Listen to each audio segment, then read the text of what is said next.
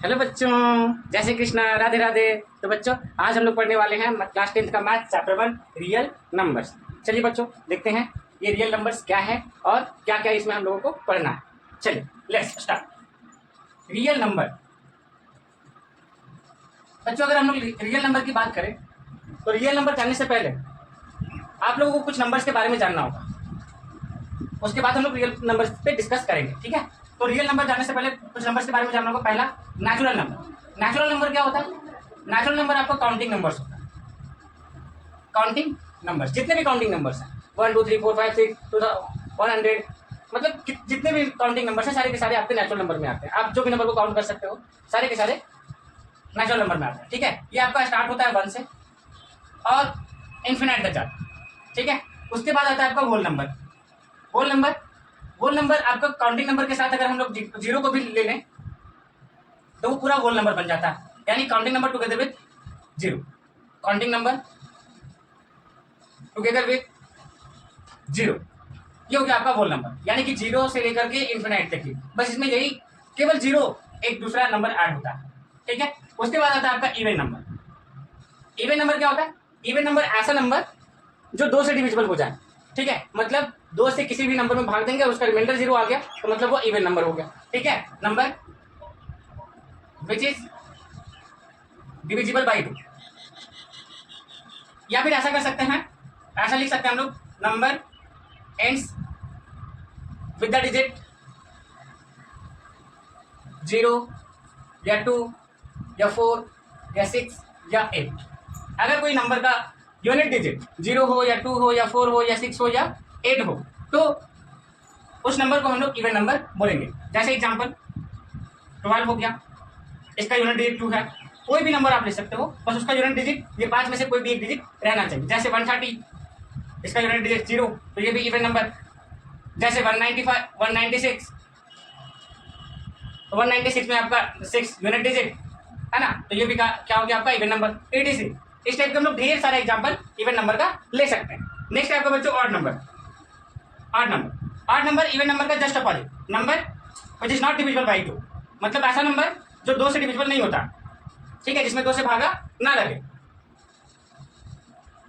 Which is not divisible by 2। या ऐसा भी लिख सकते हैं, odd number ends with the digit 1 3 5 7 और 9। अगर किसी नंबर का यूनिट डिजिट 1 हो या 3 हो या 5 हो या 7 हो या 9 हो तो ऐसे नंबर को हम लोग ऑड नंबर कहेंगे। ठीक है, इसके लिए भी हम लोग ढेर सारा एग्जांपल लिख सकते हैं। जैसे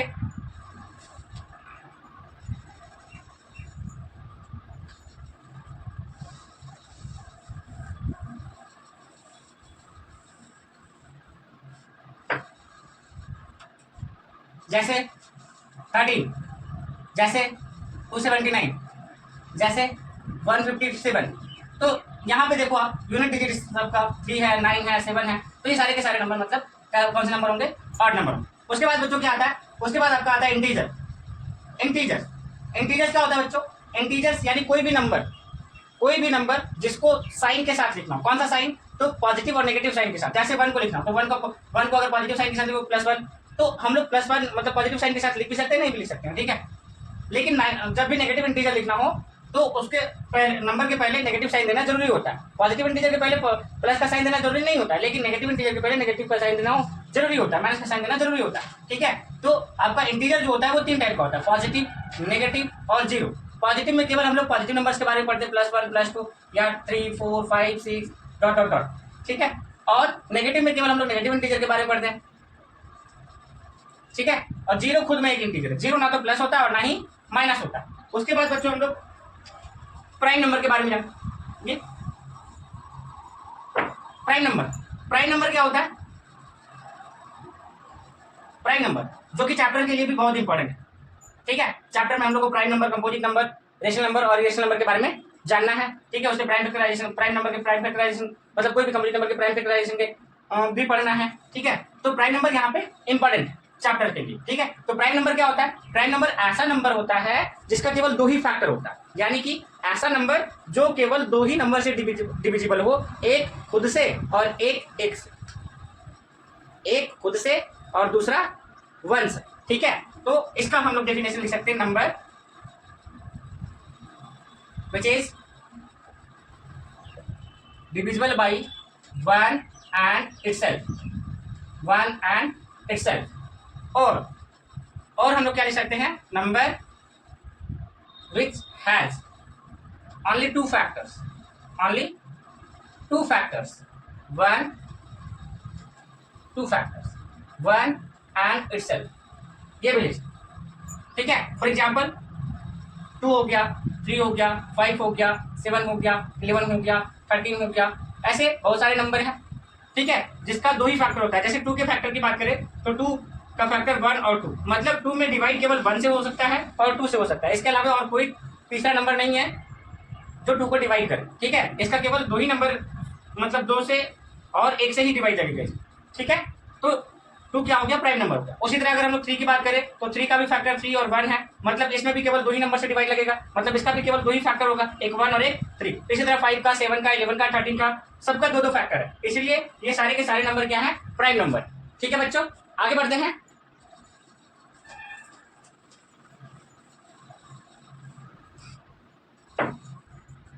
कंपोजिट नंबर, कंपोजिट नंबर क्या होता है, तो कंपोजिट नंबर में आपका ऐसा नंबर जो 1 से डिवाइड हो, खुद से डिवाइड हो और इसके अलावा कोई तीसरे नंबर से भी डिवाइड हो, यानी कि जिसका 2 से ज्यादा फैक्टर हो, ठीक है, तो वैसे नंबर को हम लोग कंपोजिट नंबर कहेंगे, ठीक है। तो number which has more than 2 factor, more than 2 factors, और number which is divisible by 1 itself and another number, ठीक है। फॉर एग्जाम्पल अगर हम लोग एग्जाम्पल की बात करें तो 4 हो गया, 6 हो गया, 8 हो गया, 10 हो गया, 9 हो गया, 12 हो गया, ऐसे बहुत सारे नंबर है कंपोजिट नंबर। कैसे, तो 4 की बात करें तो 4 के 3 फैक्टर देखने को मिलेंगे आपको, 1, 2 एंड 4, है ना। मतलब 4 जो होगा वो 3 नंबर से डिवाइड हो सकता है, 1 से भी हो सकता है, 2 से भी हो सकता है और 4 से भी हो सकता है, इसलिए 4 क्या हो गया, 4 क्या हो गया, कंपोजिट नंबर हो गया। उसी तरह अगर हम लोग 6 की बात करें तो 6 भी आपका 4 नंबर से डिवाइड होगा, 1 से होगा, 2 से होगा, 3 से होगा और 6 से होगा, तो 6 का 4 को फैक्टर हो गया, इसलिए ये सारे यहाँ पे जितने भी मैंने नंबर लिखा वो सारे के सारे नंबर क्या है, कंपोजिट नंबर है, ठीक है बच्चों। चलिए हम लोग एक बात ध्यान रखिएगा बच्चों कि 1 आपका ना तो प्राइम नंबर है और ना ही composite number, 1 is neither prime nor composite, 1 is neither prime nor composite.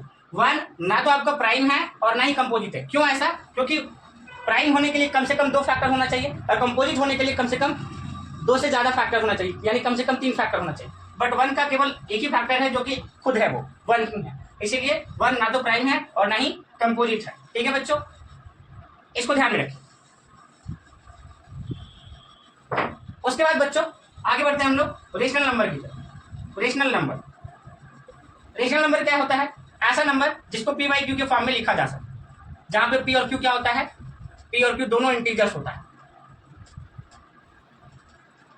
Integers, and Q is not equal to 0, ठीक है। रेशनल नंबर यानी कोई भी नंबर जिसको हम लोग पी बाई क्यू के फॉर्म में लिख सकते हैं, जहां पे पी और क्यू दोनों इंटीजर हो but Q is not equal to 0 हो, then the number is called rational number. For example 2/3, 1, 0/1, 0 भी एक रेशनल नंबर है क्योंकि 0/1, 0/2, 0 समथिंग हम लोग लिख सकते हैं, ठीक है, -3/5 समथिंग, इट्स एक्सेट्रा। इस टाइप से हम लोग ढेर सारा रेशनल नंबर का एग्जांपल दे सकते हैं। तो रेशनल नंबर क्या हो गया, number which can be written in the form of p/q where, ठीक है। तो ये चीज ध्यान में रखिए। उसके बाद अगर हम लोग बात करें इरेशनल नंबर की, तो इरेशनल नंबर क्या होता है, इरेशनल नंबर ऐसा नंबर होता है जिसको p/q के रूप में नहीं लिखा जा सकता, यानी कि हम लोग ऐसा भी बोल सकते हैं the number which is in the form of root m where m is a prime number, m is a prime number, तो अगर कोई नंबर इस फॉर्म में हो जहां पे m क्या है, प्राइम नंबर, m क्या है, प्राइम नंबर, तो ऐसे नंबर को हम लोग इरेशनल नंबर कहेंगे। तो आप इसका जस्ट अपोजिट वाला डेफिनेशन भी लिख सकते हो या ये भी लिख सकते हो। A number which is in the form of √m where m is a prime number is called irrational number, और number which cannot be written in the form of p by q then it is called irrational number। ठीक है, तो ये सारे number आपको ध्यान में रखने हैं। उसके बाद